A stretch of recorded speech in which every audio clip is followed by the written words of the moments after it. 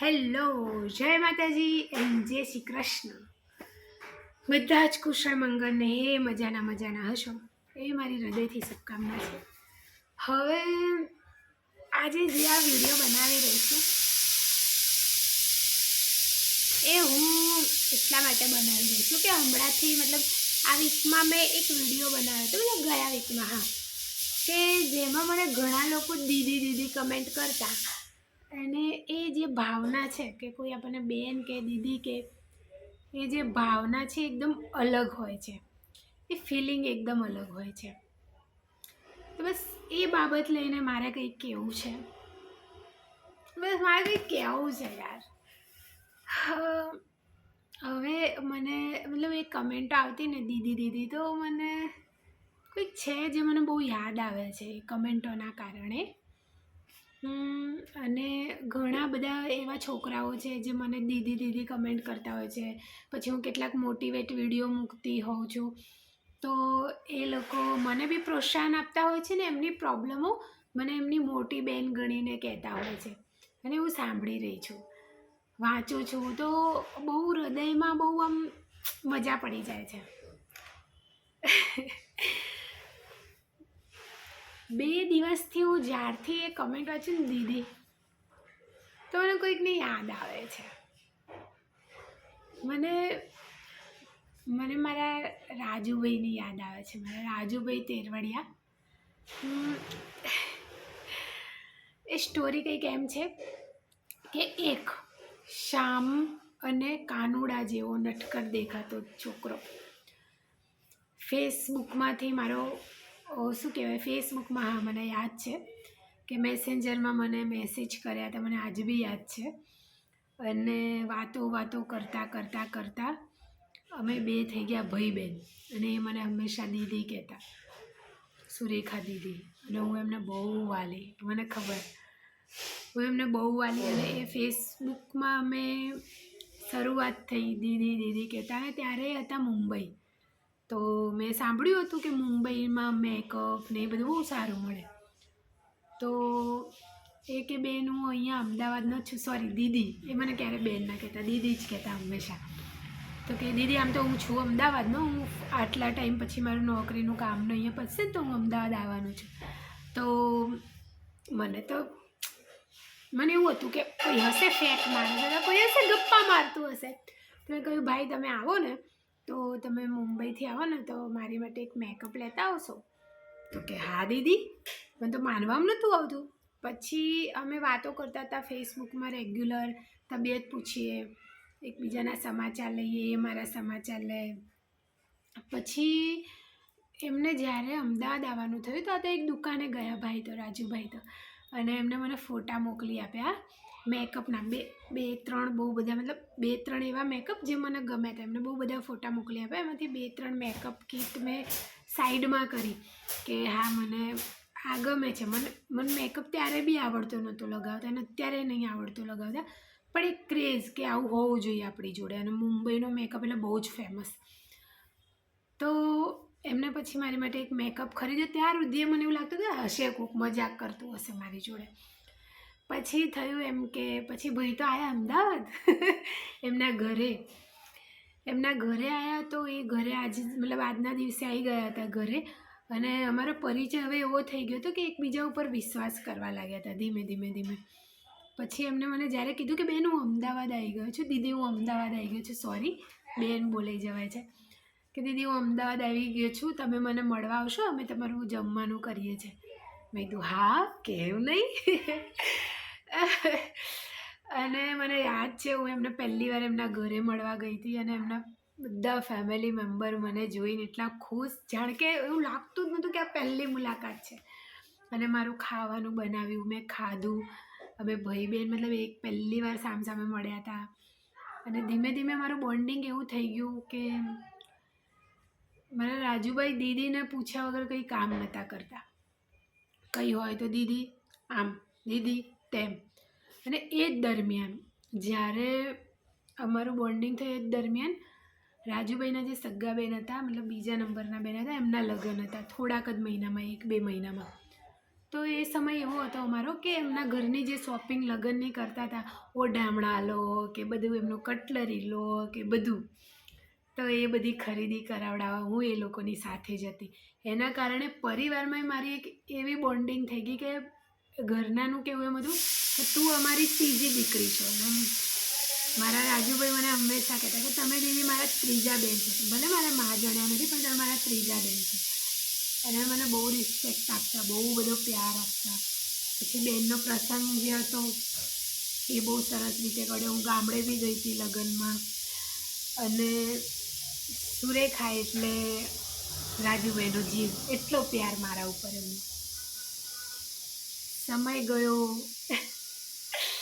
અને ધીમે ધીમે ધીમે ધીમે સંબંધ સારો જ હતો, પણ ધીમે ધીમે ધીમે કેટલીક કટાક્ષ આવવા લાગી બે ભાઈ બહેન વચ્ચે, કેટલીક વાતો માટે.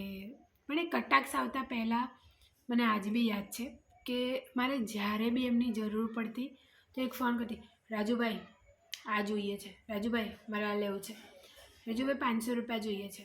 તો મને આજ બી યાદ છે કે મારે 500 રૂપિયા જોતા હોય અને એમની જોડે 400 હશે ને, કદાચ મને નહીં ખબર હશે કે નહીં, પણ એમની જોડે 400 હશે ને તો એમને મારી માટે 100 કોક જોડે લઈને મને 500 આપ્યા હશે કે મારા દીદીને કામ થવું જોઈએ બસ. અને એ વખતે જ્યારે હું એમને પહેલી વાર મળવા ગઈ હતી તો મેં એમને 2 ટેડી ગિફ્ટ આપ્યા હતા. હું લાલ દરવાજાથી 2 ટેડી લઈને એમને ગિફ્ટ આપ્યા હતા. તો એ બહુ સાચવીને રાખતા ભાઈ. મને બહુ યાદ આવે છે રાજુભાઈ તમારી. જ્યારે મને બધા કમેન્ટ કરે છે ને દીદી દીદી, તો મને બહુ યાદ આવે તમારી. પછી મને યાદ, હું તમને એ કહેવા માગું છું કે હવે એ સમય તમને યાદ છે ને મારો, કે એ સમય એવો હતો કે મારી એક નોર્મલ જોબ હતી, ત્યાં મારો એક સામાન્ય પગાર હતો, મતલબ 16,500ની, 16,000 થી 17,000ની વચ્ચે પગાર, અને ઘરના ખર્ચા 25,000ના, એ ટાઈપની પરિસ્થિતિ હતી મારી. તો એ દરમિયાન એવું હતું કે મારે જ્યારે બી જરૂરત પડતી તો રાજુભાઈ મને હંમેશા મદદ કરતા. મને મારા ઘરે બી આવતા, મારા મમ્મી મારા ભાઈ બધા એમને ઓળખે છે, અને મારા ઘરમાંય ભળી જતા. એ આવતા તો મારા ઘરે ખાવાનું અમે બનાવતા, અમે ખાતા. મારા ઘરમાં એ બધાના ચહીતા હતા અને હું એમના ઘરમાં બધાની ચહીતી, રાજુભાઈના ઘરમાં હું બધાની ચહીતી. એવું અમારું બોન્ડિંગ હતું. તો પહેલાં હું તમને એવું કહેવા માગું છું કે હવે હું છે ને, હવે તમે મને હંમેશા આશીર્વાદ આપતા. મારે કેટલીક પ્રોબ્લેમો હતી તો હું તમને બધું શેર કરતી. હું તમને, મને યાદ છે આજ બી કે આપણે ભાઈ બહેન કેટલી બધી વાતો કરતા, અને રાત્રે કેટલા મોડા સુધી રિવરફ્રન્ટમાં બેસી રહેતા ને, કલાકો સુધી બેસી રહેતા, અને કેવા ભાઈ બહેન બે વાતો કરતા આખા ગામની. તો એ સમયને અત્યારે રાજુભાઈ બહુ બદલાઈ ગયું છે હવે. મારી જિંદગીમાં પણ બહુ બધા બદલાવ આવી ગયા છે. બધું તમને ખબર છે કે અત્યારે હું મેન્ટલી, ફાઇનાન્શિયલી અને ફિઝિકલી પણ પહેલાં કરતાં બહુ સારો ગ્રોથ કર્યો છે. બહુ સારી મારી હેલ્થ હવે સારી રહે છે, પહેલાં જે હું બીમાર નહીં રહેતી. અને મને હવે સફરજનની સુગંધથી કંઈ નથી થતું હો. તમને ખબર છે દીદીના લગ્નમાં તમે મને તાવ આવતો હતો અને તમે સફરજન લાવીને મૂક્યા હતા રૂમમાં, અને એની સુગંધથી મને કંઈક થતું હતું, ઉલટીઓ, અને મતલબ આમ મને તાવ આવેલો હતો, મને ચીડ ચડતી હતી. પછી બધા એવું કહેતા હતા કે આને સફરજનમાં નજર લાગેલી છે. ઓ ભગવાન, એ દિવસો એ ખબર નહીં એ ક્યારે પાછા નહીં મળે, મને ખબર છે. એટલે મને જેટલું યાદ છે હું મારી યાદોને આ વિડીયો દ્વારા સમેટી લેવા માગું છું. કાલે હું ના હોય ને તો મારો આ વિડીયો હોય અને તમારા સુધી પહોંચે તો તમે જુઓ અને તમે મને સાંભળો. પછી થયું એમ કે અમારા 2 ભાઈ બહેનને બસ એ પ્રસંગ દીદીનો ગયો, અમારું બોન્ડિંગ સારું હતું. મારી દરેક જરૂરિયાતે મારો ભાઈ હંમેશા ઊભો રહ્યો હતો. પણ ધીમે ધીમે ધીમે હું એવું જ કહીશ કે મારી કેટલીક ભૂલોના લીધે અમારા 2 ભાઈ બહેન વચ્ચે દૂરીઓ આવી ગઈ. અને વધારે દૂરી ત્યારે આવી કે ભાઈ બી એ દિવસે ગુસ્સામાં હતા, હું બી એ દિવસે ગુસ્સામાં હતી. અમે ગુસ્સામાં બોલવામાં એકબીજાએ કદાચ, મેં તો મારી બોલવામાં મર્યાદા નથી તોડી, મને ખબર છે, મને યાદ છે. રાજુભાઈ થોડા વધારે ગુસ્સે થઈ ગયા હતા, અને એ શબ્દો મને આજ બી યાદ છે કેટલાક. પણ હવે હું એ શબ્દો ભૂલી ગઈ છું. પહેલાં મને નહીં, હવે એ શબ્દો કરતાં વધારે મને હવે અત્યારે જે ઉંમર છે, અત્યારે જે સમય છે, તો મને એવું થાય એ શબ્દો કરતાં વધારે મહત્ત્વ એ તમારા ગુસ્સા કરતાં વધારે મહત્ત્વ તમે હતા મારી માટે. આપણા બે ભાઈ બહેનનો સંબંધ હતો. તમારું દીદી કેવું મને હતું. નાની નાની વાતે કંઈ બી હોય તો મને પૂછવું, મને હંમેશા મોટિવેટ કરવું, એ વધારે મહત્ત્વનું હતું. એ ગુસ્સો નહોતો મહત્ત્વનો, એ સમય નહોતો મહત્ત્વનો, કશું જ મહત્ત્વનું નહોતું. આપણા બે ભાઈ બહેનનો સંબંધ બહુ મહત્ત્વનો હતો. તો મને બહુ યાદ આવે છે તમારી. મને જ્યાંના 2 દિવસથી બધા મને દીદી દીદી કરીને બોલે ને તો મને આમ કાનમાં ગુંજે છે. ને તમે મને કહેતા ને દીદી દીદી કંઈ બી હોય, દીદી આમ, હે દીદી આમ કરી દે, હે દીદી આમ કરી દે, હે દીદી પેલું થઈ જાય.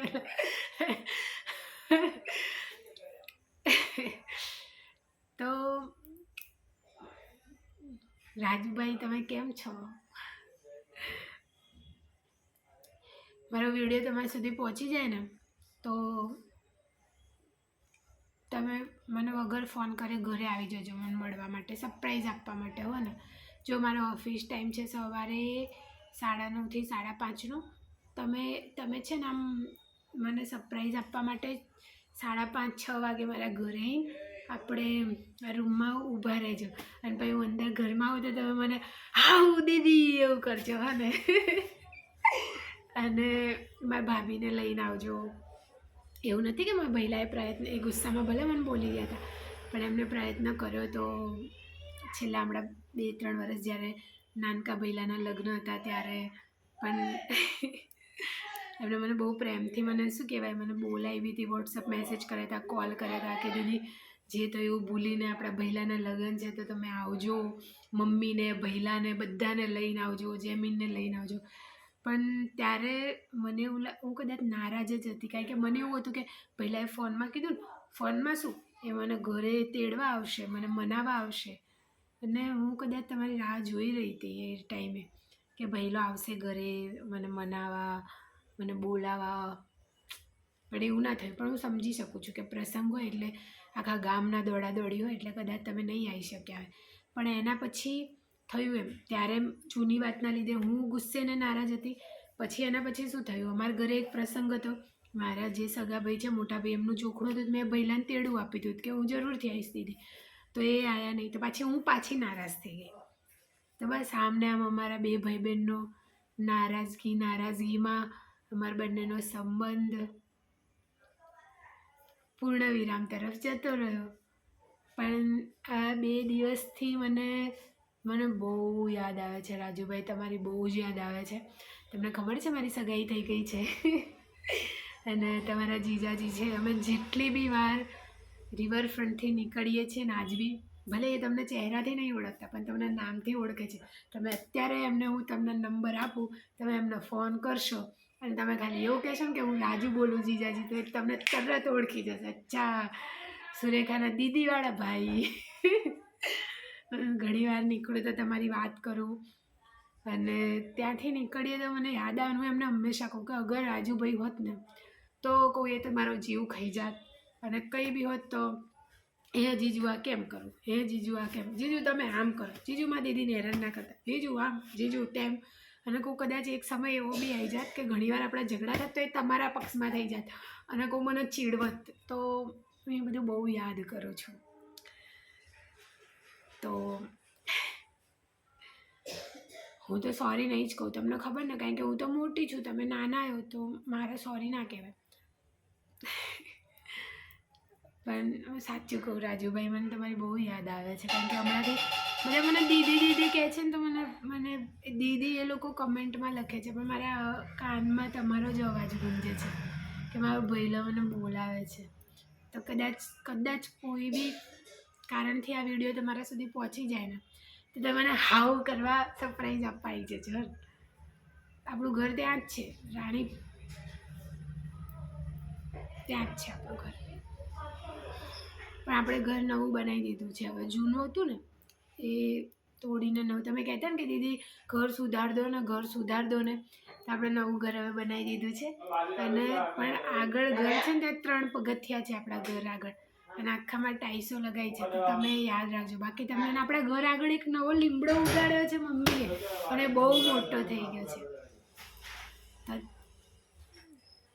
કંઈ બી આવી જાઓ ને ભાઈ મારી જિંદગીમાં ફરી વાર, દીદી કહેવા મને.